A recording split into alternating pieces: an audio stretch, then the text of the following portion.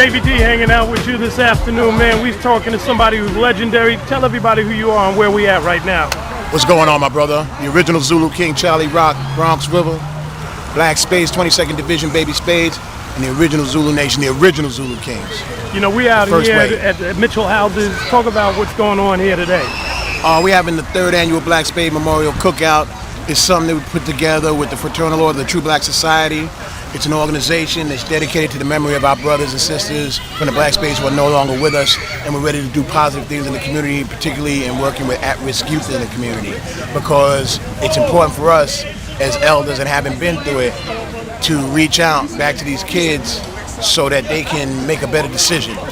You know, one of the things that often gets lost in history is the significance of the Zulu Nation. I remember when it started, Mighty Zulu Nation from the organization, but can you tell everybody how the Spades are connected to Zulu Nation and hip hop? The Black Spades are connected because basically, I'm doing it. Hang on one second. Go ahead. Yeah, so how it's connected is that like right around the mid-70s, you know, all the gangs started kind of dissipating because, you know, the police, they had the youth gang task force, you know, brothers were getting killed, especially in the Spades. One of our presidents, Wildman, who was president of 22nd Division, my division, and Soulski, who was president of 10th Division, and a brother named Ron, Meathead Ron, who was from 17th. They really got assassinated by the police up on Pelham Parkway. And this is in the same vein of the Panthers getting assassinated. Oh yeah, absolutely, absolutely. I mean, people think that, you know, maybe they was just killing gangs, but they was killing everybody. They was killing Chicago, everybody. I mean, Oakland, you know, everybody. anything that they felt was going to be a threat to the status quo. Well, you guys were organized, and so was that very organized? The Black Spades were the largest street gang in New York City. The largest street gang in New York City. All right, you had the Tomahawks in Brooklyn, you had the Skulls, the Nomads, but the Black Spades were the largest gang in Brooklyn. We had divisions in every single borough, plus divisions in Westchester County. So it was a huge thing, right? And as the police started breaking things down, and you know, you have to also understand drugs played a role in it. Some cats got strung out, people went to jail. Other people just grew up. Heroin, absolutely, heroin. Other people, you know, grew up and went to the service. A lot of people made different decisions. But all of us are like Baby Spades, right? You know, that's when really hip-hop started coming. And it wasn't even called hip-hop then. You know what I mean? It was just a different form of music. Because we couldn't get into the clubs, you know? You had to wear shoes and all that stuff. And so we had a different kind of music, Cool Herc. Right, we go to Cool Herc parties, and you know, we listen to the b-boy music, because we're b-boys. I'm one of the original b-boys. You know, all the Zulu Kings, the original Zulu Kings, the twins, all of us, you know, b-boys. Because we were still young. We were only like, when the Spades started and out, we were about maybe 15, 16 years old. I got down when I was 14. So what are we talking about, like 75, 74? 75, 76. Yeah. 75, 76. That's when it started really, you know, moving in that direction. And so basically what happened, the gangs became crews, especially with the Spades. Pretty much every division became crews, and music was connected to it. So you had the 1st Division, which was Mario, and that's the originators, the founders, the Bronxdale. That's the founders of the Black Spades. That became Chuck City crew. Okay. Disco King Mario. Okay. 10th Division is Bronx River. That's the organization. Then the Zulu Kings. Right. Okay. 22nd Division, which is up on Gun Hill, just became the Gun Hill crew. And they got absorbed in a lot of things, the Valley and all those different things. Okay. And that was kind of a combination of Gun Hill, Intercrime, which was from Edenwald, all those different things, yeah. So Edenwald originally, was that all Spade turf back then? No, Edenwald is Intercrime. It was Intercrime, okay. Edenwald is Intercrime, and in fact, we used to fight them. Okay. We used to fight them. Like our bigger crew, the Black Spades used to fight them. When we was growing up as Baby Spades, we fought their young crew.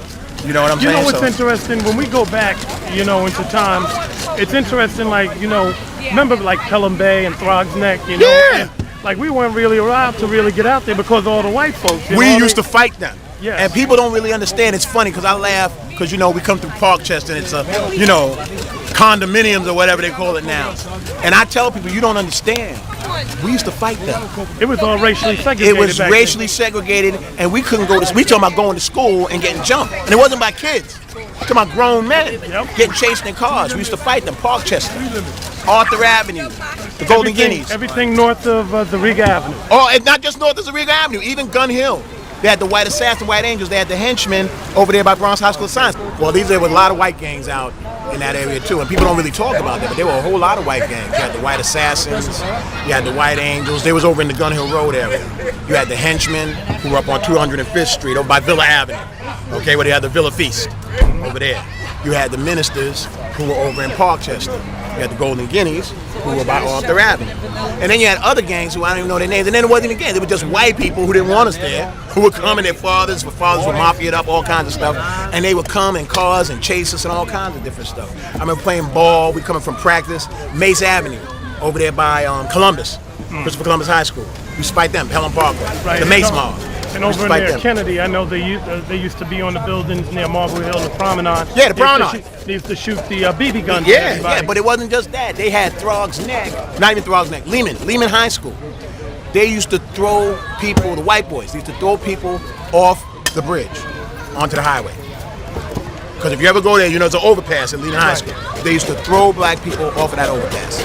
So this is what you guys, as you know, the Spades and then later Zulus and everybody else. Yeah, and it was generational. This kept going on for a while because, you know, when the Spades, we phased out, like I said, baby Spades, a lot of us all came into the hip-hop groups because we were young. As it was phased out, we were still young. We were only like 14, 15 years old.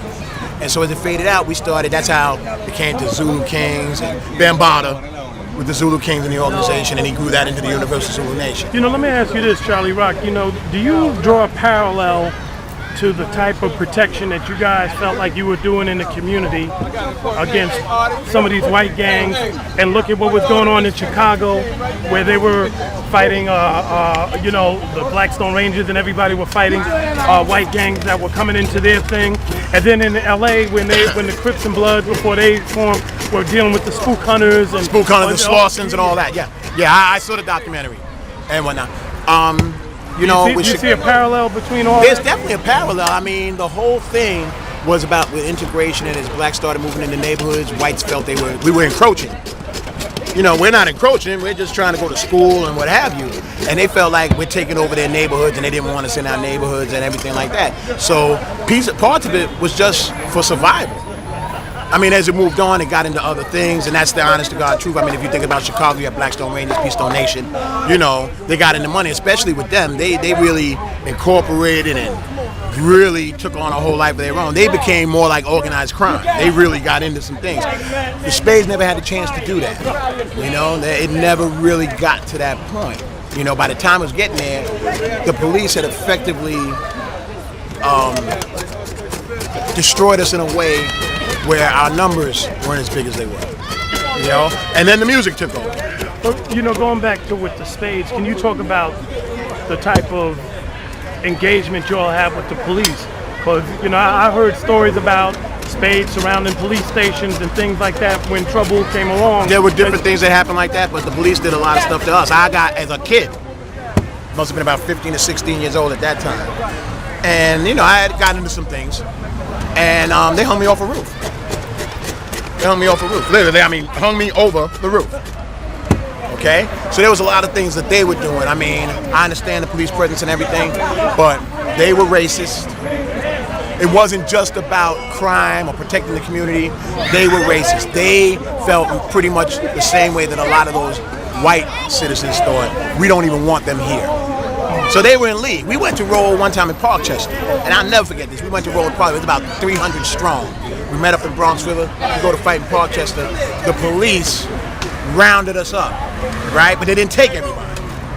They rounded up most of us, right? And then once the numbers were dwindled, they told the white boys, and they came out and started beating us with bats. So they acted in concert. They was together. They was together. You understand what I'm saying?